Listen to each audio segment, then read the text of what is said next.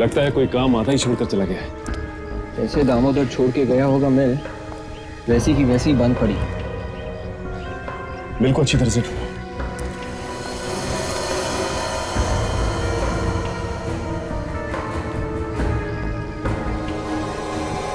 ये क्या?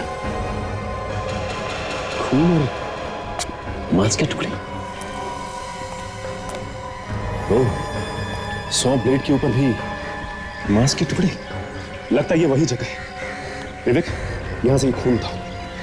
कम से कम ये तो पता चलेगा कि उन दोनों लाशों में से ये खून किसका है। उस लाश का जो हमें समंदर से मिली थी, या उसका जो हमें नीलम के घर से मिली थी। और काजल, यहां पे जितने भी फिंगरप्रिंट्स हैं उसे उठाओ।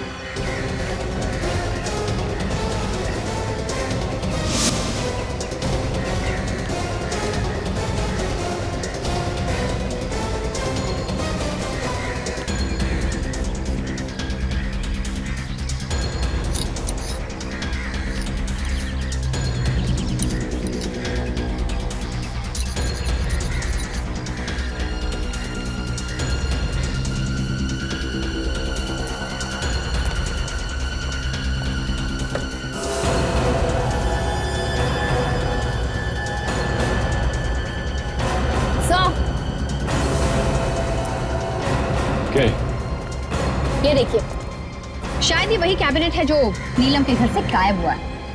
ओह, थाला। ये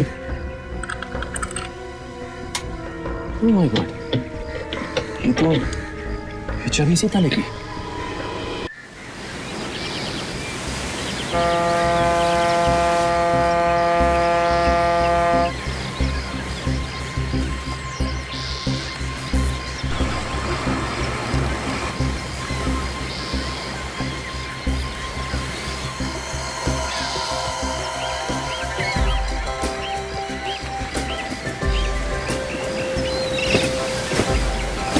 विशाल, अरे छोड़ यार तेरी मच्छी हम खरीदेंगे। अरे तुम लोग खेलो, मुझे यही मजा आ रहा है। अबे हाथ से पकड़ के देख, शायद एक दो मिल जाए।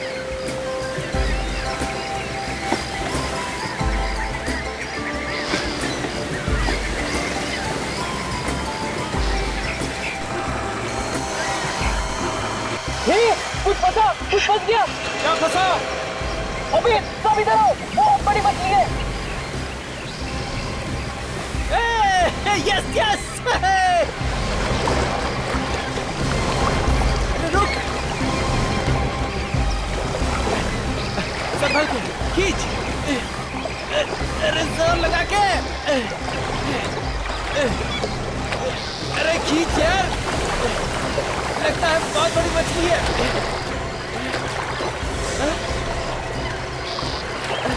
अरे छोड़ विशाल, ये तो रात है।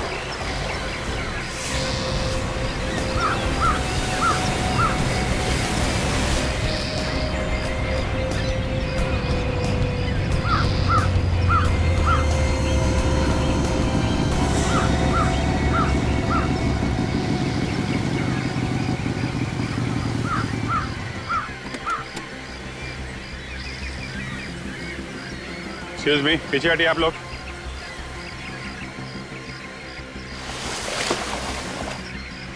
क्या हुआ था यहाँ पे? सर लाश है, लाश आदमी की लाश है, मछली के कांटे में फंसी हुई थी सर। सर, हम तो वहाँ पे खेल रहे थे। यहाँ पे ये विशाल था, इसके हाथ में ये रॉड था सर, ये मछली पकड़ने वाला रॉड सर। पीछे हटिए आप लोग। पीछे आइए आप लोग, सब लोग पीछे हटिए, आइए यहाँ से।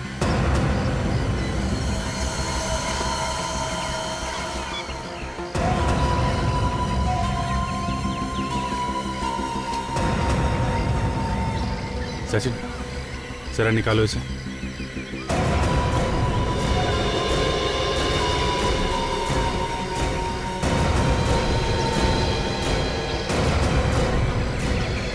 माय गॉड, सही लाश तो आधी है।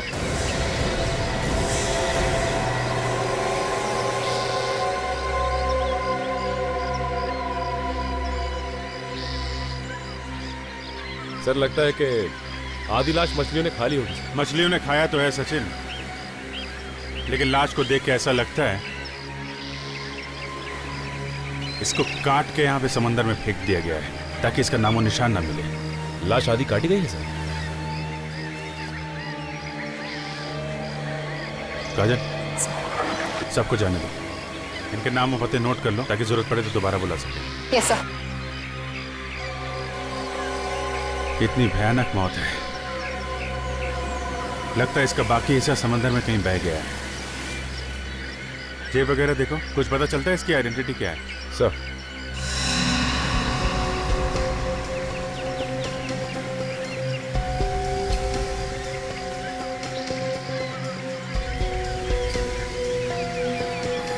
यहाँ कुछ चमक रहा है सचिन, इसको निकालो। सर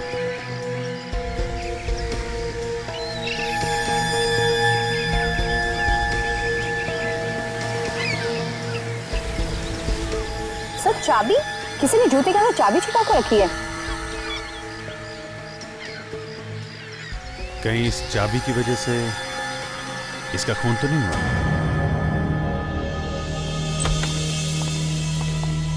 सड़क के रास्ते पर मैं यही सोचते आ रहा था कि खूनी ने इस आदमी के टुकड़े किए हैं, वो कैसे किए होंगे। कैसे क्या? काट डाला बस। यार काट डाले ये तो मैं भी समझता हूँ सड़क के। मेरे पूछने का मतलब है कि कब काटा होगा, मरने से पहले या मरने के बाद? बस ये बताना तो जरा मुश्किल। एक मिनट, देखो इसके मांस के अंदर गौर से देखो, कुछ दिखाई देता है?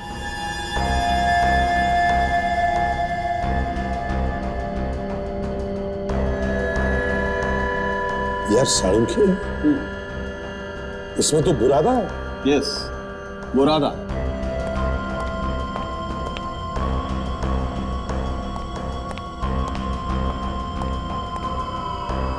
बुरादा और नमक इस लाश में से मिला है। इसके पेट में से? पेट में से नहीं, पेट पे से। ये बुरादा इसने खाया नहीं है बॉस। इसका पेट काटते वक्त ये बुरादा इसके मांस में चला गया है। और ये नमक? नमक समुद्र के पानी से। और एक बात सर, जिस तरह से ये लाश काटी गई है उससे ये पता चलता है कि इसे 100 ब्लेड से काटा गया है। लकड़ी काटने की आरी जिसमें नुकीले दांत होते हैं, कुछ इस तरह से। तो इसका मतलब है इसे ऐसी जगह पे काटा गया है जहां पर लकड़ी काटने का काम होता है।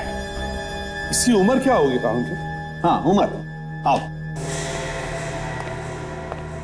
देखो बॉस, इसके बाएं घुटने में आर्थराइटिस था। और ये देखो, ये दाएं घुटने की हड्डी टूटी होगी, तो टेढ़ी जुड़ी हुई है, राइट? और ये देखो, ये इसकी पेल्विक गर्डर। बस इसकी पेल्विक हड्डी की चौड़ाई और इन हड्डियों की हालत देखते हुए मुझे लगता है इस आदमी की उम्र 50 से 55 के बीच में होगी। 50 से 55?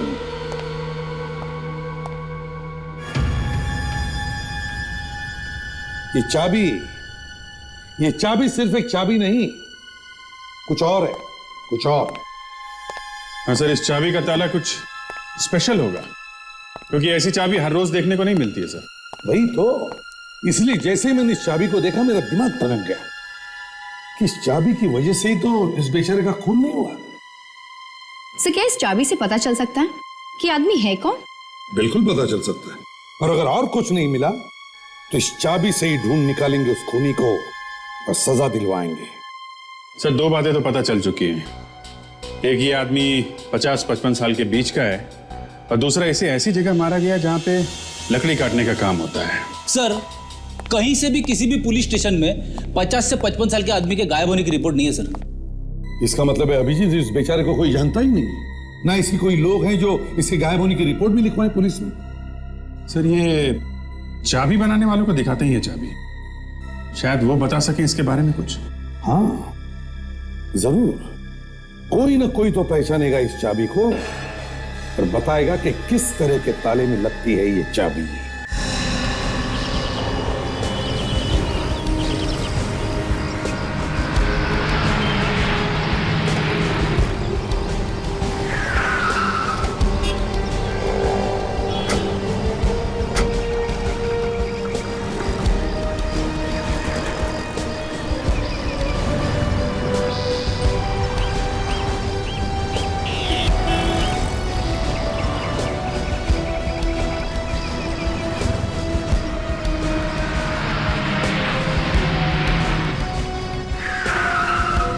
बताइए साहब, आदमी का चेहरा देख के बता सकता हूँ कि उसके घर का दरवाजा अचानक बंद हो गया और वो चाबी घर के अंदर ही भूल आया है ना? पहले हमारी बात सुन लो तुम। देखो साहब, मेरे पास काम बहुत है, खाना खाने तक की फुर्सत नहीं है मुझे। जरा ये चाबी देखो।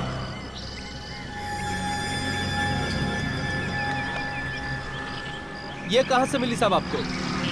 अच्छा, तो आपको ऐसी चाबी बनवानी है?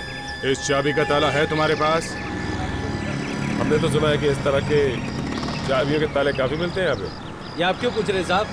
कहीं कोई लंबा हाथ मारना है क्या? भाई देखने में तो आप लोग शरीफ लगते हैं। हम लोग सीआईडी से। सीआईडी?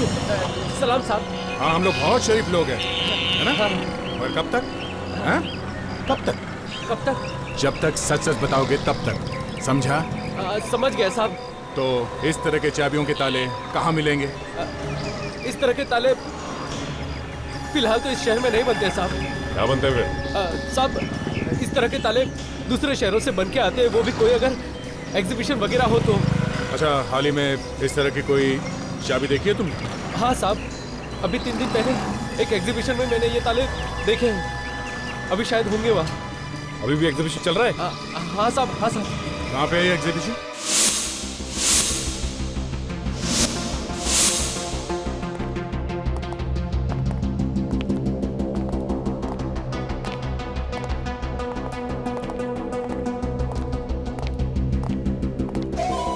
सर, जरा चाबी देखिए, हम इस चाबी का ताला ढूंढ रहे हैं। है आपके पास? देखिए भाई साहब, इस तरह के 6 ताले हमारे पास थे, लेकिन सभी के सभी बिक गए। किसने खरीदे? आप लोग कौन हैं? हम सीआईडी से। एक औरत थी। एक औरत ने? तुम उस औरत को जानते हो? हाँ, कुछ काट दिया था उन्होंने अपना।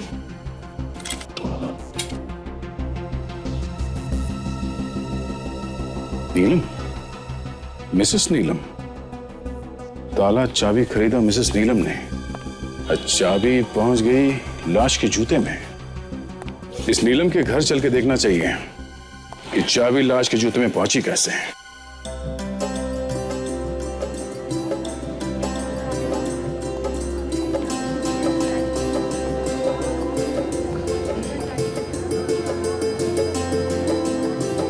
नमस्ते।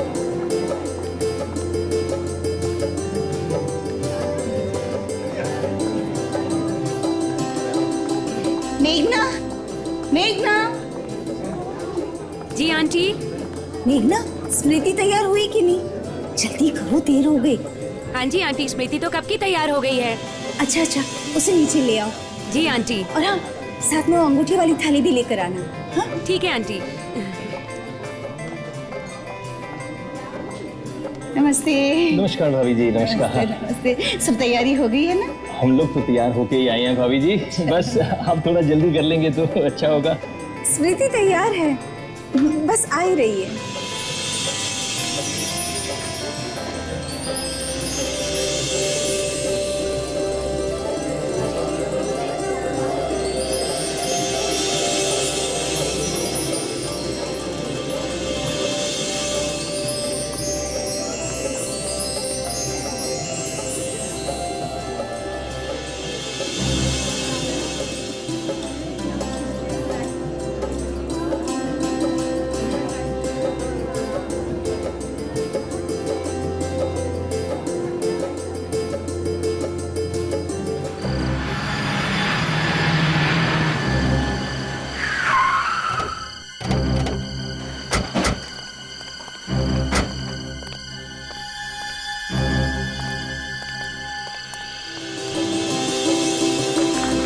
एक मिनट।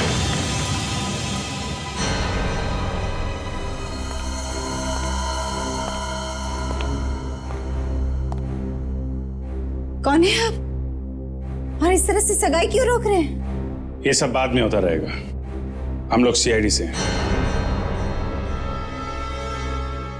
क्यों, क्या हुआ? एक खून हो गया है। खून? जी हाँ, एक खून हो गया है और हम लोग उसी खून का इन्वेस्टिगेशन करने आए हैं यहाँ पे।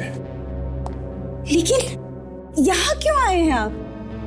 और किसी के खून से हमें क्या लेना देना? और ऐसी खुशी के मौके पर जबकि हमारी बेटी की सगाई हो रही है, उस वक्त आपको ऐसी मनहूस बातें नहीं करनी चाहिए। क्या करें, हमारा काम ही कुछ ऐसा है। आप ही नीलम है? जी हाँ। सचिन, ये देखिए, इस चाबी को पहचानती हैं आप? हाँ, अरे ये तो मेरे उन नए तालों की चाबियों जैसी चाबी है। चलिए, आपने पहचाना तो सही। ये तालों का क्या चक्कर है? जी वो मैं अपनी बेटी और दामाद को देने के लिए मेरे दूसरे घर में काम करवा रही हूँ। वहाँ रिनोवेशन भी चल रहा है। उसी घर के लिए मैंने 6 तालों का एक सेट मंगवाया था। ये चाबी बिल्कुल उनमें से एक ताले की चाबी जैसी ही लग रही है। ये आपको कहाँ से मिली? ये हमें एक लाश के पास से मिली। लाश के पास से? जी हाँ, एक कटी हुई लाश जिसका चेहरा ही नहीं है। उस लाश ने जो जूते पहने थे, उस जूते में से हमें यह चाबी मिली है। इनके दूसरे घर में जाके देखो, इस चाबी का ताला कहां है, उसी से कुछ पता चलेगा।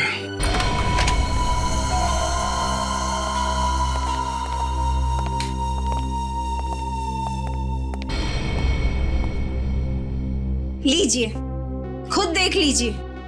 घर का रिनोवेशन चल रहा है। शादी के बाद ये दोनों यहीं आकर रहने वाले हैं।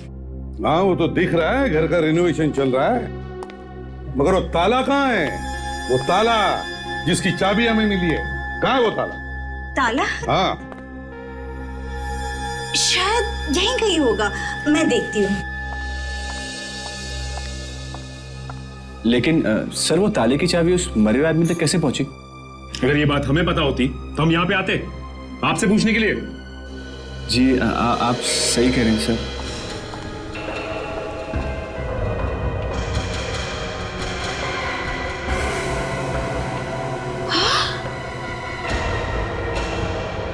अरे ये क्या? क्या मिसेस नीलम, आप इस तरह क्यों चौंकी? वो एक ताला। क्या एक ताला? इसमें 6 ताले थे और अब एक ताला गायब है। ये बॉक्स मैंने खुद ड्रॉर में रखा था। ताला गायब है? जी। ड्रॉर में रखा हुआ ताला गायब है?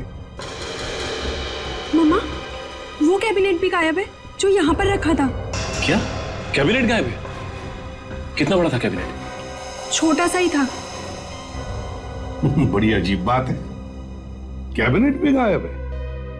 पहले हमें चाबी मिलती है एक लाश के पास, और जब हमें पता चलता है कि वो चाबी किसी ताले की है तो ताला ही गायब होता है, और फिर साथ साथ कैबिनेट भी गायब होता है। तो कहीं वो ताला उस कैबिनेट पर ही तो नहीं लगा है? सर, अगर वो ताला उस कैबिनेट पर लगा हुआ है, इसका मतलब उस कैबिनेट में जरूर कुछ है जिसकी वजह से वो चोरी हुआ है। सचिन, घर की तलाशी लो अच्छी तरह से, एक एक कोना छान मारो, पता तो चले सच क्या है।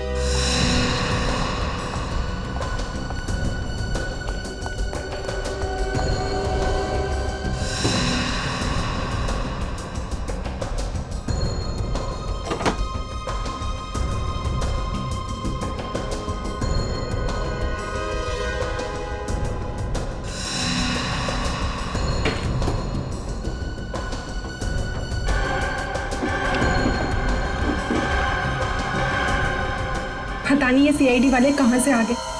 सारे मेहमान वहां पर बैठे और हम लोग यहाँ पर। अरे कुछ नहीं, थोड़ा देर इंतजार कर लेंगे, फिर चले जाएंगे बेचारे। और क्या? ना मैं ये ताले लाती, ना इस झमेले में पड़ती।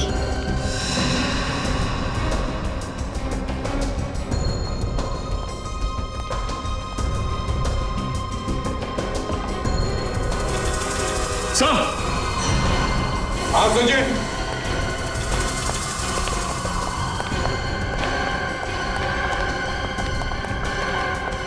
हाँ सचिन, क्या मिला? सर ये देखिए सर, ये जूट के बैग में कुछ है सर। ये देखिए, जूट के बैग में? हाँ सर। क्या है? देखो अरे फर्नीचर ही होगा और क्या। फर्नीचर से खून निकल रहा है आपके? हाँ, खोल के देखो जल्दी। अब पीछे हटिए।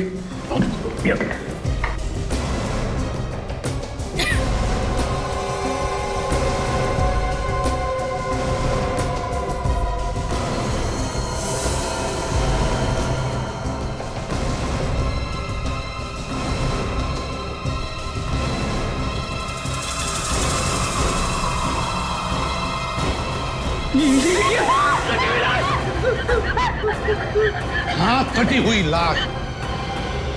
नीलम जी, ताला नहीं मिला नहीं सही, लेकिन ये लाश, ये धड़, ये जो आपके घर में से मिला, इसके बारे में तो पता होगा।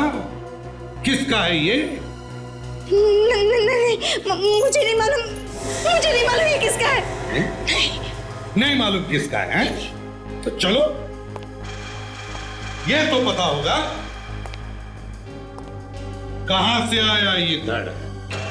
मैं नहीं जानती। नहीं जानती तो तुम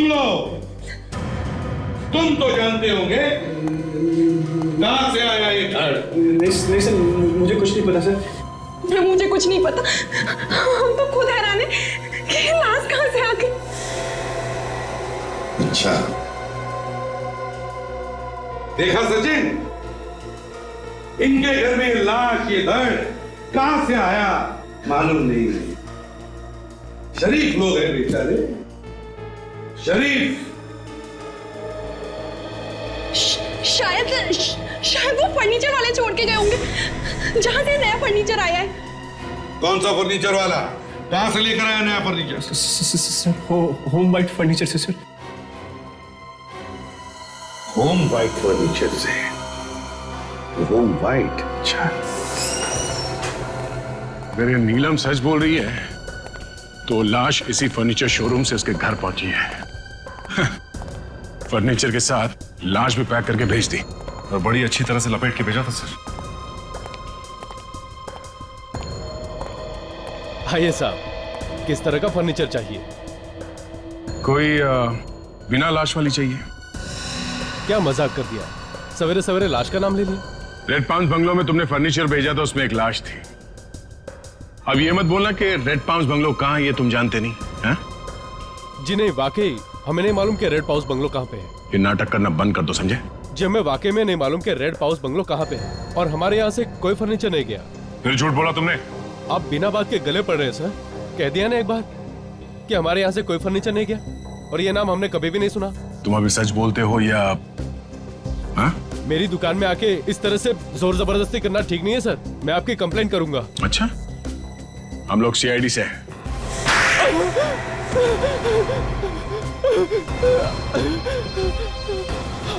हाँ साहब, बंगले पर फर्नीचर हमारा ही जाता है। ये बात तुमने हमें पहले क्यों नहीं बताई? वो फर्नीचर हमारे यहाँ नहीं बना है सर। फिर झूठ बोला तुमने। वाकई झूठ नहीं है, वो फर्नीचर हमारे यहाँ नहीं बना। वो सारा का सारा फर्नीचर दामोदर ने बनाया है, उसने अपनी वर्कशॉप पे। उसकी अपनी वर्कशॉप पे? ये दामोदर यहाँ पे काम करता है ना? जी नहीं। ये दामोदर रहता कहाँ है? जी नहीं मालूम। तुम्हारे साथ एक आदमी काम करता है और तुम्हें ये नहीं मालूम कि वो रहता कहाँ है? उसकी एक फोटो है हमारे पास। ग्रेट, जरा फोटो देना हमें। अभिजीत, एक बार फिर से देखते हैं कि क्या क्या हुआ था, क्योंकि लाश के टुकड़े इतने तेजी से मिल रहे हैं कि एक एक चीज की खबर रखना जरा मुश्किल होते जा रहा है। पहले हमें मिली थी एक लाश, एक कटी हुई लाश, और उस लाश के जूते में से मिली थी एक चाबी, है ना? और फिर पता चला कि इस तरह के ताले एक एग्जीबिशन में मिल रहे हैं। एग्जीबिशन? और अभिजीत, एग्जीबिशन में हमें पता चला कि उसी तरह के 6 ताले मिसेस नीलम को बेचे गए। नीलम को? मगर नीलम के घर हंगामा मच जाता है, वहां पे हमें एक और लाश मिलती है, या यूं कह लीजिए कटा हुआ धड़ मिलता है, जिसका सिर नहीं। इसलिए सर अभी तक वो दूसरी लाश किसकी है इसका अभी तक कुछ पता नहीं चला है। और जब हम फर्नीचर की दुकान में पहुंचे तब पता चला कि सारा फर्नीचर का काम वो दामोदर कारपेंटर से करवाता था। दामोदर कारपेंटर जो अब गायब है। अब ये मरने वाला कौन है, उसका खून किसने किया, वो अलमारी कहां है, वो ताला कहां है, इन सारे सवालों का जवाब एक ही आदमी दे सकता था, दामोदर। और दामोदर गायब है। सर, ये दामोदर सिर्फ नाम का ही कारपेंटर है सर, उसका असली काम तो कुछ और ही है। अच्छा, क्या है? सर, ये एक पहुंचा हुआ अपराधी है। अपराधी है? हाँ सर, ये देखिए, अपहरण के जुर्म में 6 साल की सजा काट चुका है और अभी 2009 में ही छूटा है जेल से। अब तक लकड़ी काट रहा था, अब इंसान भी काटने लगा है। हाँ सर। यस डॉक्टर साळुंखे, क्या आप सच कह रहे हैं? ठीक है, हम लोग आते हैं। साळुंखे, ये दोनों धड़ एक ही आदमी के? नहीं। मतलब दो खून? बिल्कुल। पहले का खून ही मिला नहीं, दूसरा खून हो गया। इन दोनों के डीएनए अलग अलग है। ये देखो, ये डीएनए इस आदमी का है जिसकी लाश आपको समुद्र में मिली, और ये वाला डीएनए इस आदमी का है जिसकी लाश आपको नीलम के घर में मिली। और दोनों की उम्र भी अलग अलग है। बिल्कुल। इस आदमी की उम्र 50-55 के आसपास है, ये तो हमें मालूम है। इसकी उम्र 35 साल के आसपास है। दोनों लाशें कटी हुई हैं, तो शायद दोनों का खून एक ही तरीके से किया हो। अभिजीत, दोनों को एक ही तरीके से मारा गया है या नहीं ये तो नहीं कह सकते, लेकिन ये बात पक्की है कि दोनों को एक ही जगह पर मारा गया, किसी ऐसी जगह पर जहां पर लकड़ी काटने का काम होता है। लकड़ी काटने का काम? और इतना ही नहीं बॉस, इस आदमी की लाश में हमें कुछ और भी मिला है। क्या मिला है सर? बताता।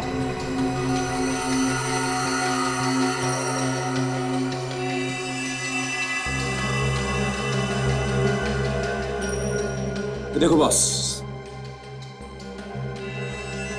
गौर से देखो, क्या दिखाई देता है? यार साळुंखे, इसमें तो कुछ व्हाइट पाउडर जैसे दिख रहा है, आटे जैसा कुछ। बिल्कुल ठीक पहचाना बॉस, ये आटा ही है। हमें इस आदमी के फेफड़ों में से गेहूं का आटा मिला है। लकड़ी के बुरादे के साथ साथ गेहूं का आटा भी। सर, जो धड़ आपको नीलम के घर में से मिला है वो धड़ दामोदर का ही है। हमारे क्रिमिनल रिकॉर्ड्स में जो दामोदर की उंगलियों के निशान है वो इस धड़ के उंगलियों के निशान से मिलते हैं। मतलब जिसने फर्नीचर नीलम के घर पहुंचाया, इस दामोदर ने, इसी का खून कर दिया गया और फिर इसी की लाश को फर्नीचर में छुपाया गया। किसने किया ये? सर, ये दामोदर खुद तो मर ही गया, मगर इस केस को और भी उलझा गया। हाँ, अब देखना यह है कि इस दामोदर को मारा किसने। सर, दामोदर का खून भी उसी ने किया होगा जिसने उस आदमी को मारा जिसकी लाश हमें समंदर में से मिली थी। वो कैसे सर? दोनों के मारने का तरीका एक है ताशा, तो खूनी भी एक ही होना चाहिए ना। हाँ, वो बात तो ठीक है अभिजीत, लेकिन एक बात समझ में नहीं आ रही है कि इस दामोदर के फेफड़ों में गेहूं का आटा आया कहां से?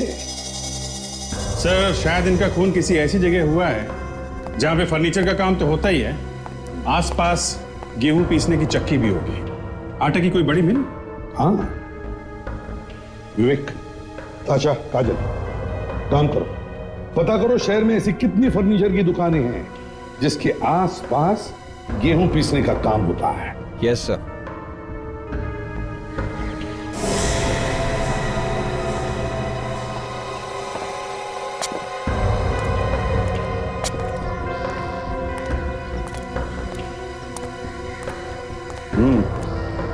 लगता है कोई काम आता ही छोड़कर चला गया है।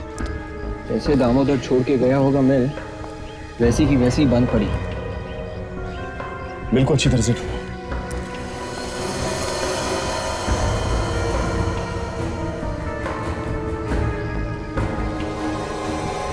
ये क्या? खून और मांस के टुकड़े। ओह, 100 ब्लेड के ऊपर भी मांस के टुकड़े। लगता है ये वही जगह है। विवेक, यहां से ये खून था। कम से कम ये तो पता चलेगा कि उन दोनों लाशों में से ये खून किसका है, उस लाश का जो हमें समंदर से मिली थी या उसका जो हमें नीलम के घर से मिली थी। और काजल, यहाँ पे जितने भी फिंगरप्रिंट्स हैं उसे उठाओ।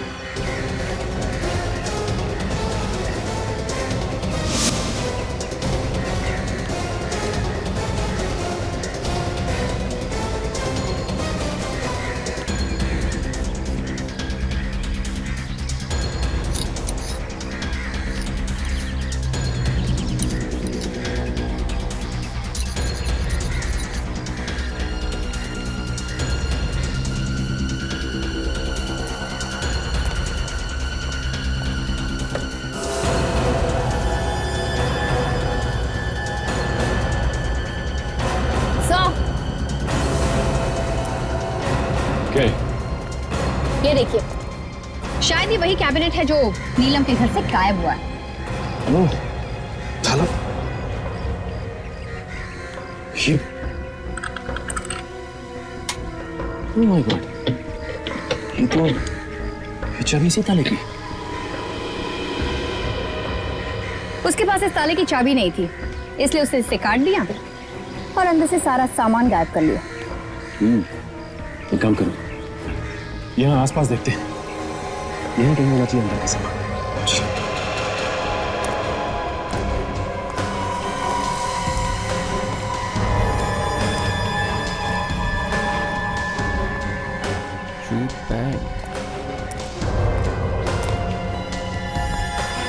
अरे ये बैग तो बिल्कुल वैसी है जैसे हमें नीलम के घर में से मिला। सर, सूखा हुआ खून। सर, इस बैग के अंदर कुछ गड़बड़ है। खोलो, देखते हैं क्या है।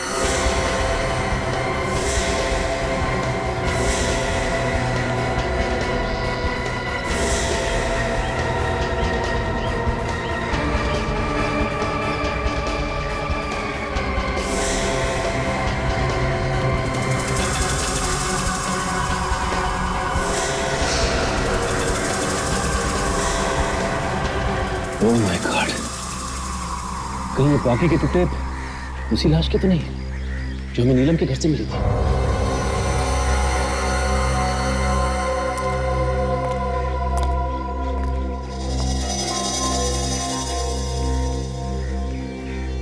लगता है कोई इंपॉर्टेंट पेपर्स है, और इन जले हुए पेपर्स में कुछ तो ऐसा था जिसे खूनी मिटाना चाहता था। और हो सकता है ये पेपर्स इसी कैबिनेट में हो। एक काम करते हैं, इसे फॉरेंसिक ले चलते हैं। सालुनके साहब इसमें से सारी खबर निकाल लेंगे।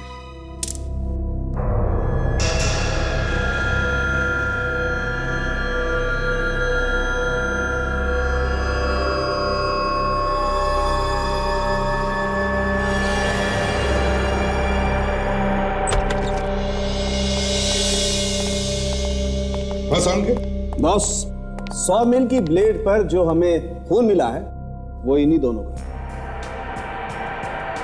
तो इसका मतलब है इन दोनों का खून एक ही जगह पे हुआ, और वो भी एक ही आरी से। बिल्कुल। और समझे, वो जो बाकी के टुकड़े हमें मिले 100 मील में से, वो किसके हैं? वो टुकड़े भी इस दामोदर के ही। और वो कैबिनेट जिसकी वजह से ये सब हो रहा है, उस पर उंगलियों के निशान होंगे ना? हाँ है ना। तो हो सकता है वो खूनी के निशान हो ना? नहीं अभिजीत, वो निशान भी इस दामोदर के ही। बस खूनी ने अपना कोई भी निशान कहीं भी नहीं छोड़ा। तो ये खून ऐसे नहीं हो रहे हैं अचानक, ये सब सोची समझी प्लानिंग के साथ हो रहे हैं। प्रीमेडिटेटेड मर्डर। सर, सर ये जला हुआ पेपर जो आप लोगों को उस लकड़ी काटने के कारखाने में से मिला था, ये किसी फाइल का पेपर लगता है सर, जिसमें एक तरफ कुछ फोटो जैसा भी लगा हुआ था। फाइल का पेपर? जी सर, जैसे ही कुछ और इंफॉर्मेशन मिलती है मैं आपको रिपोर्ट भिजवाती हूँ। नहीं तारिका, मुझे इस पेपर के बारे में डिटेल रिपोर्ट चाहिए, और वो भी जल्दी से जल्दी। एक बात तो पक्की है अभिजीत, कि चाबी की वजह से उस आदमी का खून हुआ है। यस सर, चाबी नहीं मिली तो पूरा का पूरा कैबिनेट ही उठा लिया, बाद में कैबिनेट को काटा, सबूत निकाले और जला दिया। मगर सर, नीलम के घर से वो कैबिनेट चुराया किसने होगा? दामोदर ने। और कौन चुरा सकता है? वही फर्नीचर डिलीवरी के बहाने घर में आसानी से आ जा सकता था, उसी ने उठा लिया होगा। सर, खूनी इस जले हुए कागज में ही छुपा है सर। सर, हाँ,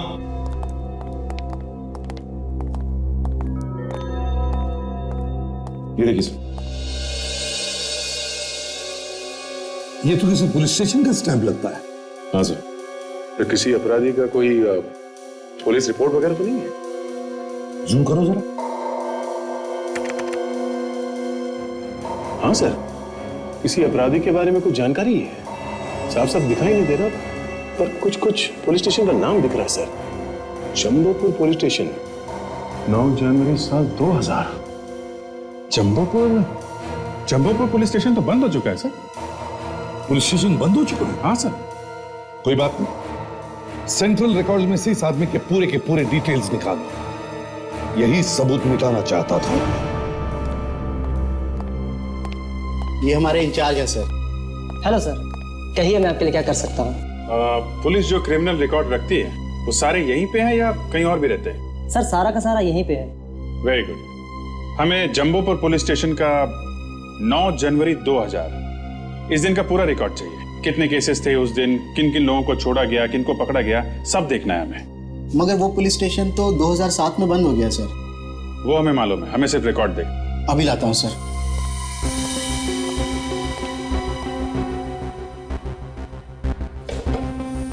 ये लीजिए सर, ये उस पुलिस स्टेशन की केस फाइल है, जनवरी 2000 से दिसंबर 2000 तक। 9 जनवरी 2000। इस दिन तो 3 रिपोर्ट लिखवाई गई है सर। जेब कतरा,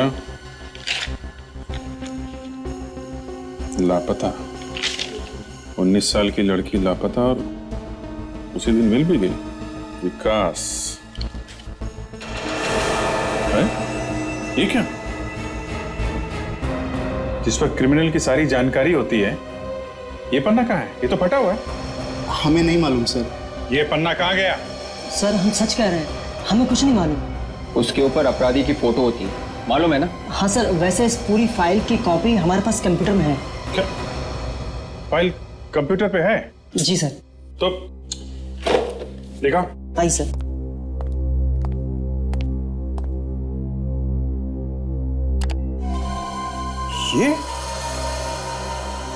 ये विकास है।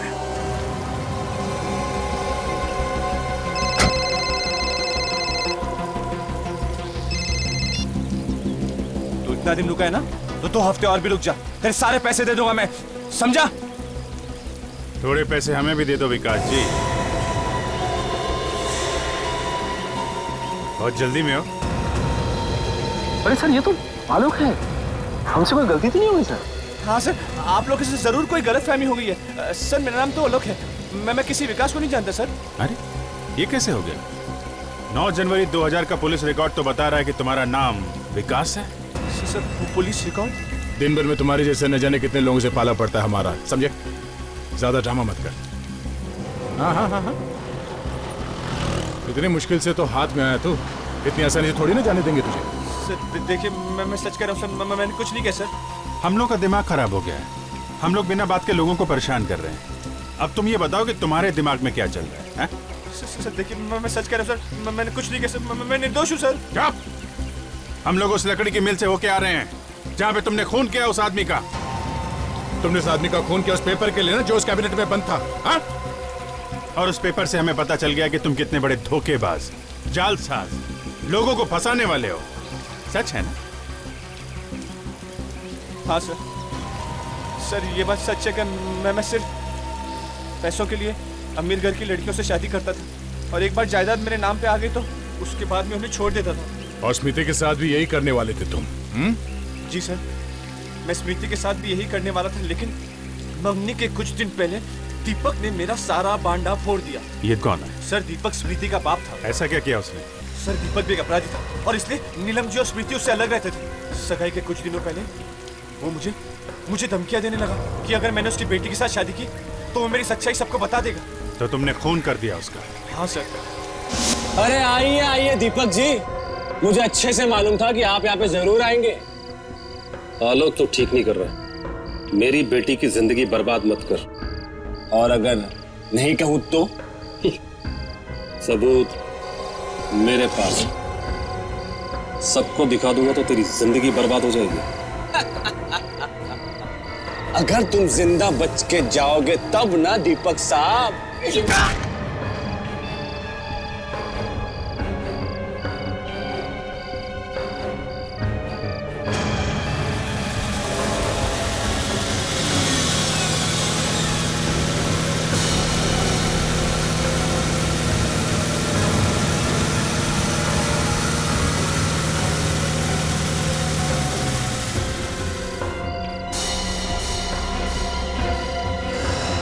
तुमने दामोदर को क्यों मारा? उसने तो तुम्हारी मदद की थी। सर दामोदर मर गया? हाँ, दामोदर मर गया। तुमने मारा है ना उसे? सर देखिए, मैं सच कह रहा हूँ सर, मैंने दामोदर को नहीं मारा, बल्कि जब मैं वहां से निकला तो दामोदर जिंदा था सर। क्या? हाँ सर। दामोदर को तुमने नहीं मारा तो फिर किसने मारा? नीलम जी, आपका होने वाला दामाद आलोक है ना? आलोक। मगर ये आलोक नहीं, इसका असली नाम विकास है। विकास। और इसी ने आपके पति दीपक का खून किया। क्यों? मुझे तुमसे ये उम्मीद नहीं थी आलोक।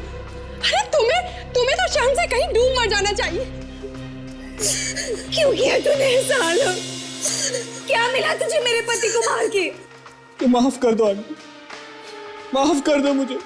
पापा ने कितनी बार कहा कि ये लड़का ठीक नहीं, पर मैंने उनकी एक न सुनी। नीलम जी, मिस्टर दीपक आपके पति थे, है ना?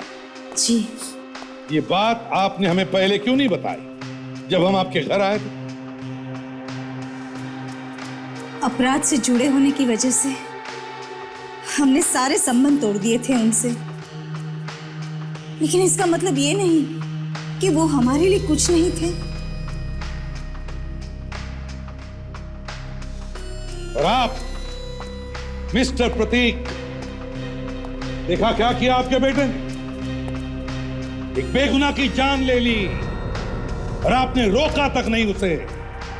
सर, हम बहुत शर्मिंदा हैं। हम नहीं जानते थे कि हमारा बेटा इस हद तक गिर जाएगा कि किसी का खून कर देगा। सर, दीपक को किसने मारा ये तो पता चल गया, मगर अभी तक ये नहीं पता चला कि दामोदर का खून किसने किया है। आप लोग जा सकते हैं। सचिन, ताशा, इसे लॉकअप में डाल दो।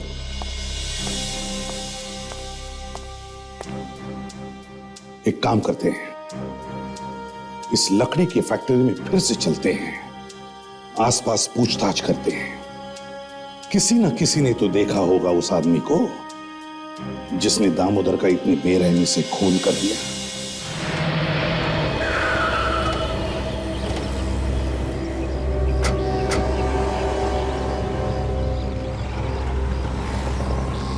एक काम करते हैं, यहाँ पे जितनी भी दुकानें खुली हैं उन सब में पूछते हैं। हाँ?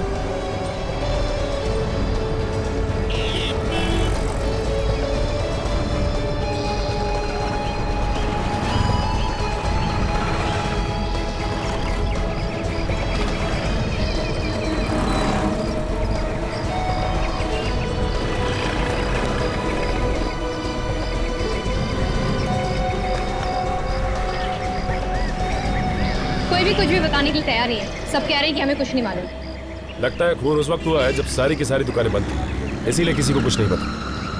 सीसीटीवी कैमरा, उस कैमरा की रिकॉर्डिंग देख के शायद कुछ पता चल सकता है कि उस रात कौन कौन आया और कौन कौन गया। हाँ, एक काम करते हैं, इसकी रिकॉर्डिंग को ब्यूरो मंगाते हैं। हाँ?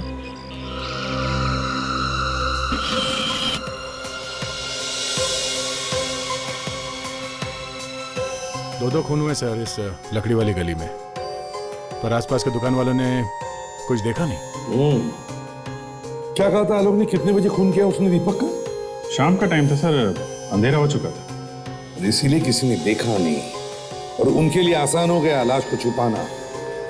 काफी लोग आ जा रहे हैं, इनमें से खूनी कोई भी हो सकता है। लोग आ जा रहे हैं, पर ये कार यहीं पे खड़ी है कोने में।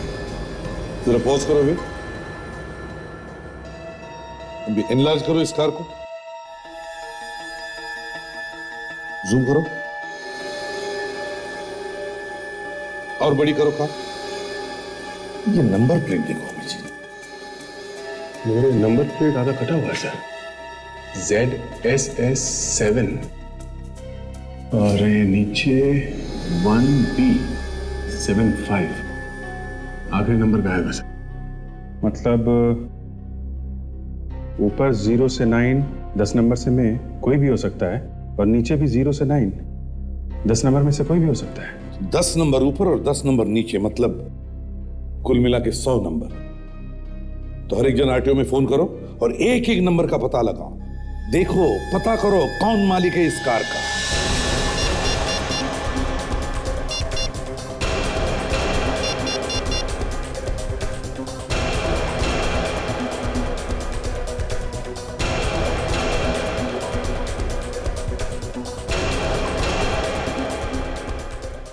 ओके या थैंक यू सर। इस कार का मालिक मिस्टर प्रतीक है, ये आलोक का बाप है सर। आलोक का बाप? प्लीज नीलम जी, ऐसा मत कीजिए, ऐसा मत कीजिए। आप लोग जाइए यहाँ से। मैं आप लोगों की शक्ल भी नहीं देखना चाहती। इससे पहले कि मैं आप लोगों के साथ कुछ बुरा बर्ताव करूं, चले जाओ यहाँ से। अरे अरे नीलम जी, मेहमानों के इस तरह धक्के मार के नहीं निकाला जाता है। मेहमान तो भगवान होते हैं ना, इनकी तो पूजा करनी चाहिए। पूजा करने जैसी क्या चीज की है इन्होंने? हाँ, ये बात तो है। आलोक के साथ साथ मिस्टर प्रतीक के हाथ पे भी खून लगा हुआ है। मतलब आप लोगों को पता चल गया कि दामोदर का खून किसने किया है? जी हाँ, इस फोटो को ध्यान से देखिए आप लोग, देखिए इसे और पहचान के ये बताइए कि ये कार किसकी है। ये कार तो हमारी है ना? जी हाँ, आपकी कार। सगाई वाले दिन ये कार यहीं बाहर खड़ी थी ना? जी हाँ। मिस्टर प्रतीक, काम तो बड़ी सफाई से किया आपने, मगर एक गलती कर दी। ये कार लकड़ी के मिल के सामने छोड़ दिया आपने, जहां पे आपने दामोदर का खून किया था। दामोदर का खून? मैंने? क्या बात कर रहे हैं आप लोग मुझे क्यों फंसा रहे हैं? हाँ, दामोदर का खून तुम्ही ने किया है। मगर मैं तो उस दिन ऐसी जगह पर गया ही नहीं था। बुधवार की शाम को ये कार वहां पे थी जहां पे खून हुआ है। एक मिनट, बुधवार के दिन? शायद आंटी उस दिन तो गाड़ी आपके पास थी ना?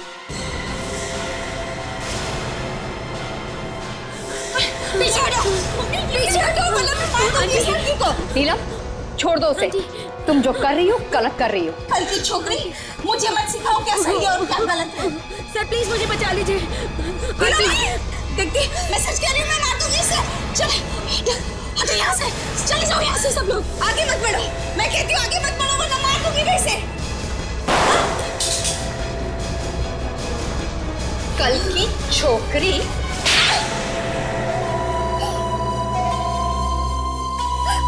हाँ, मैंने मारा दामोदर को। क्यों मारा? क्यों तुमने उसे? हैं? क्योंकि उसने आलोक के साथ मिलकर मेरे पति दीपक का खून किया उस सौमिल में। लेकिन तुम्हें पता कैसे चला कि उन लोगों ने तुम्हारे पति का खून किया है? उस दिन फोन आया था। दीपक आलोक को रास्ते से हटाना चाहता था, लेकिन इससे पहले आलोक ने ही दीपक को मार दिया। फिर जब मैं सौमिल पहुंची, वहां जाकर जब मैंने देखा